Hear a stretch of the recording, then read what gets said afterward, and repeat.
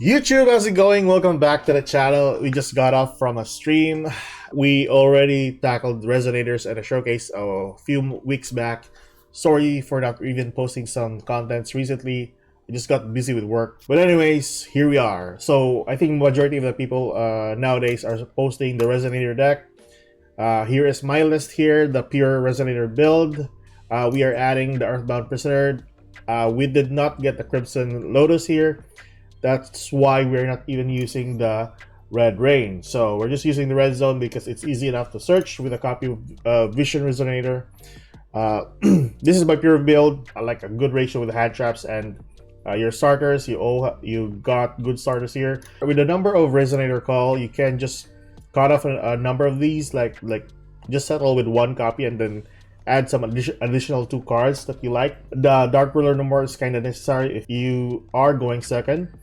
Second copy of Nibiru would be another good choice if you like, just to board wipe your opponent and then combo it off on the next turn. What we're gonna talk about today is the Bystial Resonator build that I played during the stream. So let's go towards that. Okay, so this is the finalized version for the Bystial Resonator. So I used this one during a stream. I even played this one out of stream. So from Diamond 5 up until Diamond 2, I managed to grind myself with this build alone.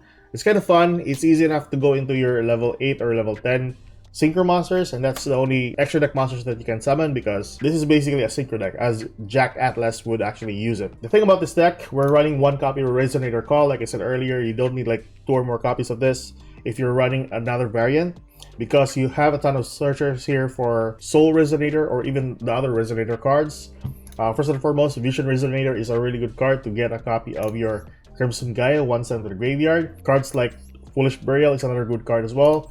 So dump a copy of your Bone Archfiend or a copy of Vision. The Bystial monsters are kind of materials that you can need in case you want to go into your level 8 immediately. You can skip into the Rising. One copy of Synchron because you want to bounce back one card from your, or recycle back one card from your graveyard back to your hand. So Maxi, Ash Blossom, 1 Nib, 3 Imperms, and a copy of Called by Graves plus a copy of Crossroad Designator is kind of good because the only hand trap that can destroy this deck is a copy of Dimensional Shifter. I did one game with that one or against that one.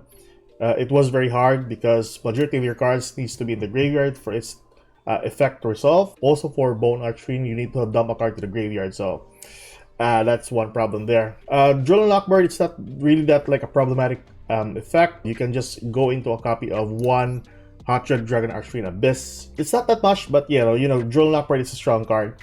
But anyways, that is basically your main deck. Earthbound, we're still using 2 copies of this.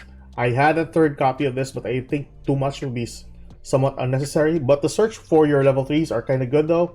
I just prefer just going with 2 copies. It's really up to you if you want to run a 3rd copy. Extra deck, we are just running with 1 copy of Scarred Dragon Archfiend. I've seen some other people running 2 copies of this. It's perfectly fine though. Running 1 copy is still okay. The card that can gain you a ton of damage during a turn is your Red Nova Dragon, or a copy of your Red Supernova Dragon. It's either one of those. Basically, this deck is really good. You have like a board, like a copy of Bystial Dissipator plus a copy of Abyss or a copy of your Red Dragon Archfiend on the field. With your trap card, the Red Zones. It may not be consistent most of the time because of the whole Resonator cards. But anyways, that is the deck list for you guys, and that is the extra deck. We shall go with the typical replays that I usually do, but I'm not going to narrate because it's much better, it's much more fluent than me narrating the gameplay, and I stuttered quite a lot. So here are the replays, and that is the deck profile for you guys. I'll see you guys on the next video, and like and subscribe for more contents like this. Goodbye guys, enjoy the replays.